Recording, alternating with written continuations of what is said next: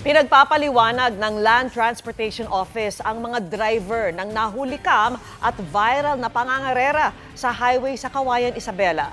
Nakatutok si Mariz Umali.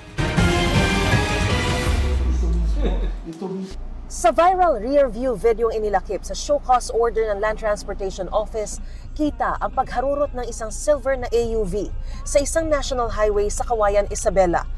Tila nakikipagkarera umano ito sa SUV na siyang may kuha ng rear-view cam video. Sa ilang punto ng pag-arangkada, nagbuga pa ang AUV ng itim na usok. Hawak na rin ng LTO ang dashcam naman ng AUV na kasama niya sa pangangarera.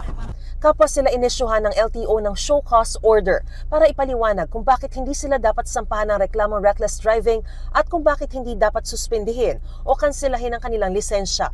They were driving at a speed that is not normal. They were weaving in and out of traffic. So that can be tantamount to reckless driving. Sa inisyal na pagsisiyasat ng LTO, lumalabas na hindi ito ang unang pagkakataong na-issuehan ng show cause order ang AUV. Early this year, meron na siya na show cause order for reckless driving. Itinakda ng LTO ang pagdinig sa May 13. Dito inuutusan ng LTO ang mga rehistradong may-ari ng dalawang sasakyan na iharap ang mga driver nito noong panahong nakuna ng mga video ng pagharurot.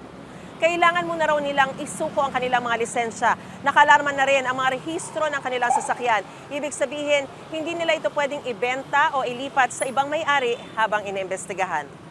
Sakaling mapatunayang may sala, Yung driver, it will range from revocation of license and suspension to disqualification to apply for a dual license ranging from 2 to 4 years.